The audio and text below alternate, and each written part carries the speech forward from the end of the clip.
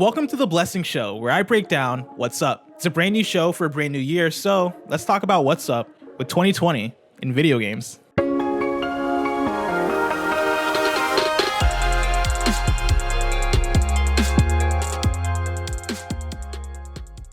It was a year of big blockbuster titles, shiny new consoles, Animal Crossing bringing momentary world peace, and Hades finally proving my point that roguelites are fantastic. Various award shows have already taken place highlighting the games of the year across multiple different categories. Games like The Last of Us Part 2, Hades, Final Fantasy VII Remake, and others shine bright, deservingly so. But video games in 2020 exceeded way beyond the best and most popular. So on this inaugural episode of The Blessing Show, I want to present my own personal award show, free from the glamour and grand nature of your typical Game of the Year awards. I want to talk about the games that did something unique, good or bad, games that flew under the radar, and games that I personally just really liked. So without further ado, here are your first annual The Blessing Show 2020 non-Game of the Year awards.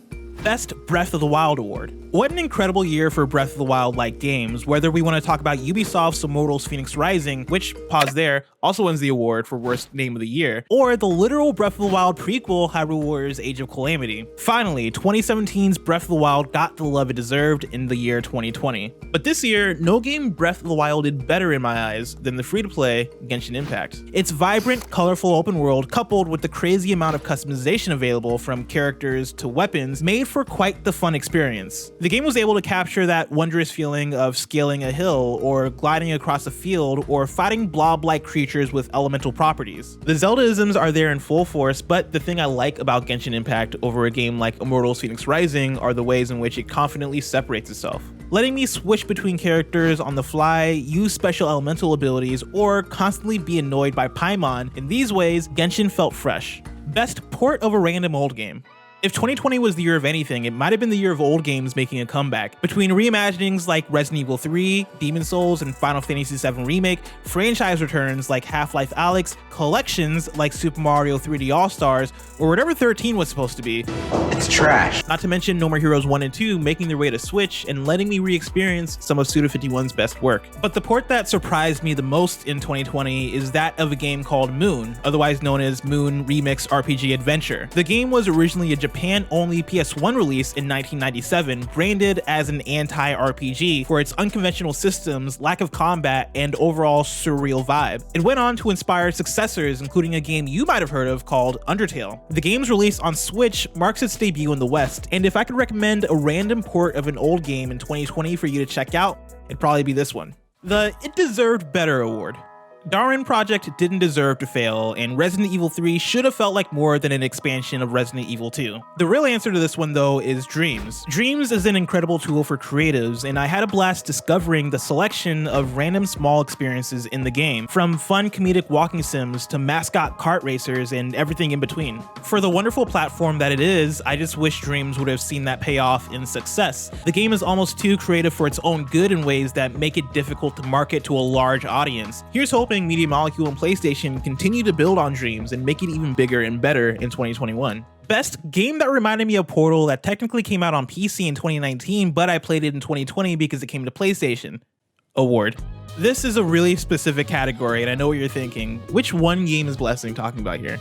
Joke's on you. I'm actually talking about two games.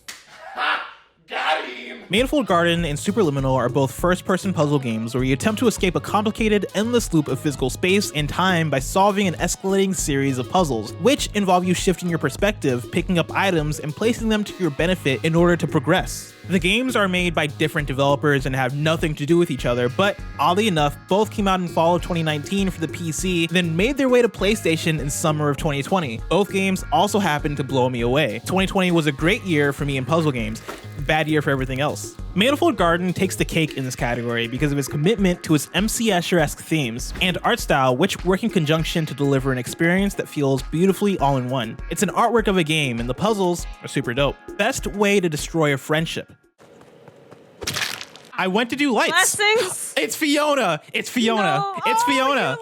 It is Fiona. Oh, wait, you're there's so no way it's gonna good. come. Like me and Jeremy left. Jeremy, and I didn't leave.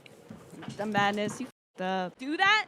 You are crazy. Let's go, baby. The Indie as Hell Indie Game Award. 2020 had no shortage of great indie games, Hades and Fall Guys being the shining gems of the year, with games like Ghost Runner, Spiritfarer, and Carrion hanging right in there with them. Every now and then, though, comes an indie game that feels like it really embodies the indie moniker, whether that's by a uniquely focused vision, ambitious use of limited resources, or straight up attitude. And if we're talking about attitude, we're talking about Huntdown. Huntdown is an explosive 2D action game that harkens back to the stylings of games like Contra and Metal Slug. Bullets and bodies fly across the screen, weapon pickups make you feel multiple times more powerful, and boss fights constantly up the ante. It's the exact type of experience you'd want from a game looking to emulate some of our favorite Super Nintendo memories, and Huntdown does this in a way only an indie-ass indie game can. I played a ton of it despite its flaws award. While Greg Miller was grinding away in Marvel's Avengers to max out his characters, I was playing Skater XL, a skate game which launched with very few levels, no objectives outside of completing a list of tricks, and very few options in terms of customization. I still somehow managed to put many hours into this damn game trying to connect a heel flip to a grind and land into a nose manual. I've never felt more thirsty for Skate 4.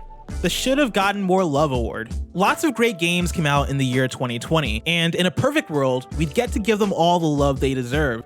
Though, in reality, with so many games coming out weekly, that means many of them are going to get overlooked in bigger conversations. My winner for this category is actually a tie between 13 Sentinels, Aegis Rim, and Paradise Killer. Both games that had fantastic art styles, uniquely expressed narratives, and characters with some of the most vibrant personalities I've seen out of games all last year. And though I'm sitting right in front of you here today to tell you how these games deserve more love, frankly, I'm a part of the problem. I started both these games and was enamored with the presentation and quality of them both, but eventually abandoned them so I could play and review bigger and more popular games. I'm even more ashamed to tell you that those games were Marvel's Avengers and Star Wars Squadrons, both fine games, but probably not worth derailing me from those other two.